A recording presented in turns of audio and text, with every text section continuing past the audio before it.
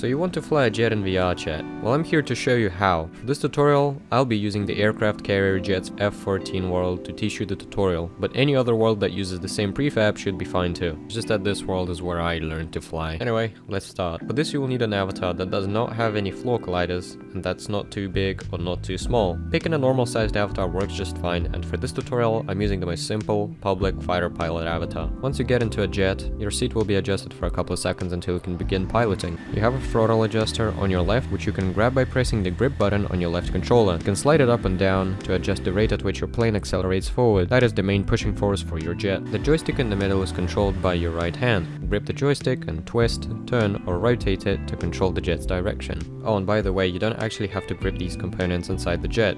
Your control should work from anywhere in the jet as long as you use the grip buttons. Now once you get into the jet, you may have noticed two screens in front of you. These are option screens and they control the rest of the jet. The right option screen can be controlled by the right controller and the left is by the left controller. To pick an option on the screen, use your thumbstick on the corresponding controller to select an option and click the trigger button to confirm selection. Beware that options like brake or the main gun require you to hold down your trigger button to work properly. More on that later. Now what are the options? First, the Afterburner. This is a toggleable boost button, like a nitro for a jet. You can enable Afterburner to quickly increase acceleration of the jet at a cost of burning fuel quicker.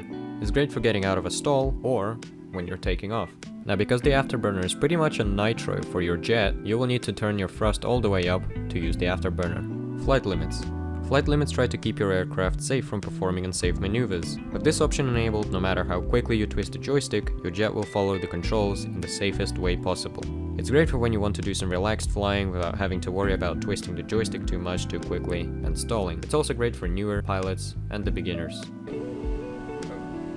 Flares. By deploying flares, your jet drops particles that attract AAM rockets following your jet. So when you hear quick beeping noises and your HUD doesn't say that you're stalling, deploy flares. Your jet was most likely getting locked onto. Catapult. Now the catapult is a toggle only used in takeoff. It is the safest way to take off from the carrier. To use the catapult, taxi your plane into one of the brackets on the flight deck. Once your front wheel walks into the bracket, you can increase your throttle to max without having to worry about your jet just rolling off the deck.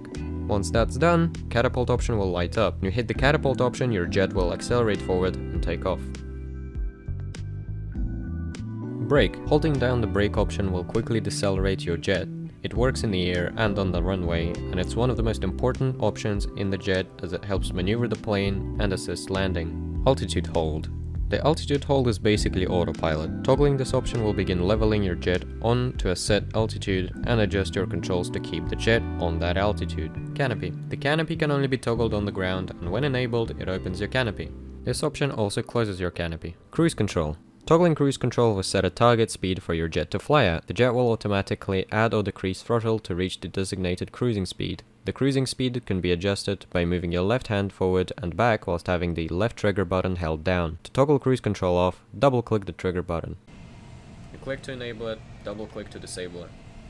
Now on the right screen, your first option is your main gun. This is your main gun. It shoots bullets. The more you shoot, the less bullets you have left.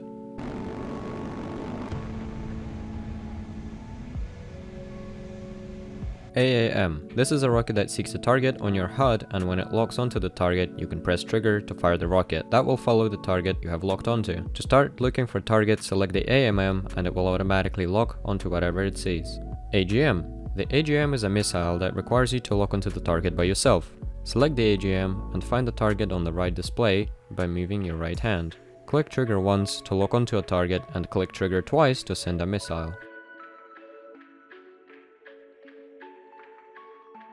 Bomb.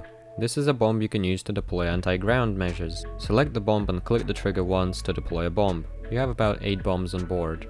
Before we talk about gear, flaps and hook, I just quickly want to mention smoke. Smoke is a trail your jet leaves behind itself, and you can toggle it on and off. The color of the smoke can be changed by holding down the trigger button and moving your right hand around as you toggle this option on.